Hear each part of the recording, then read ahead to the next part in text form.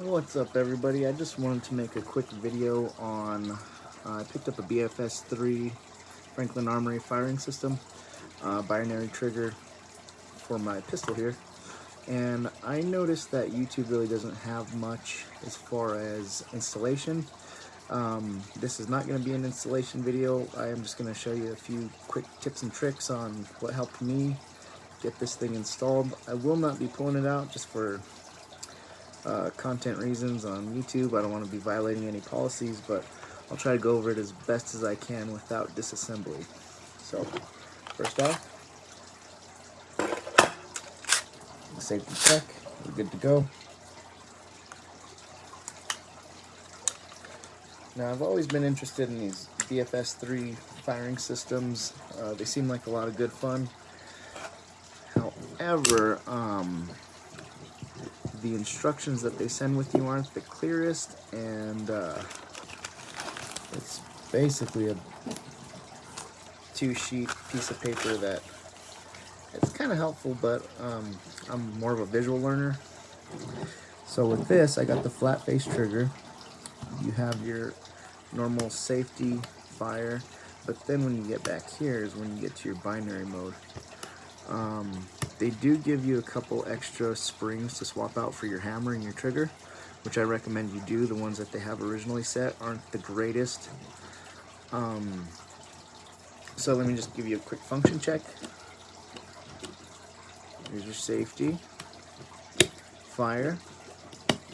With the reset, there's your sear activating like normal. Now in binary mode, back, fire, back, fire. So what this trigger basically consists of, here's my mil-spec trigger, is the trigger and your disconnector. So in the BFS 3, if yours happens to come apart in shipping, this little channel here is extended to accommodate a spring. The slave pin holds in all that, so you shouldn't have to mess with any of that during installation, but if yours happens to come apart during transport, you may have to mess with that.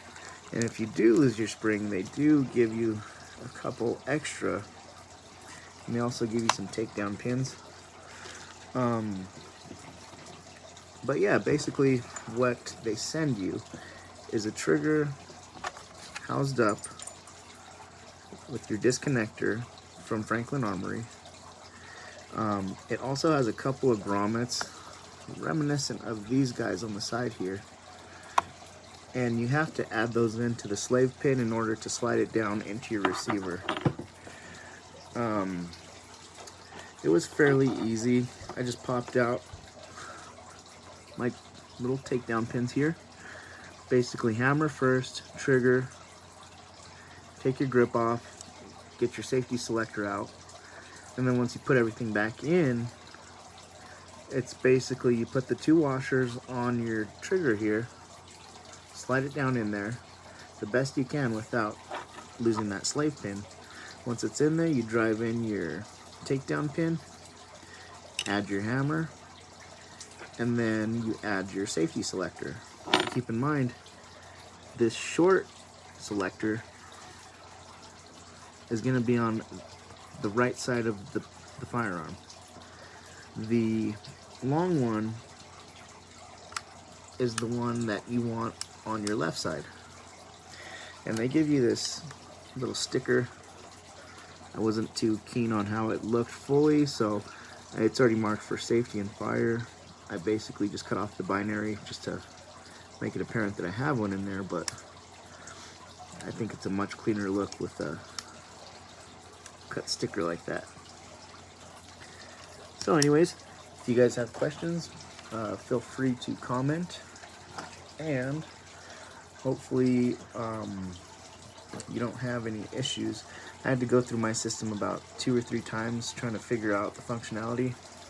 But if you have issues, hopefully this video helps, and always be sure at the end of your installation to follow the safety check guidelines that BFS 3 Franklin Armory supplies. So definite recommendation. If you're not comfortable, always feel free to consult your local gunsmith. So thank you guys for watching, and I hope everybody has a good day.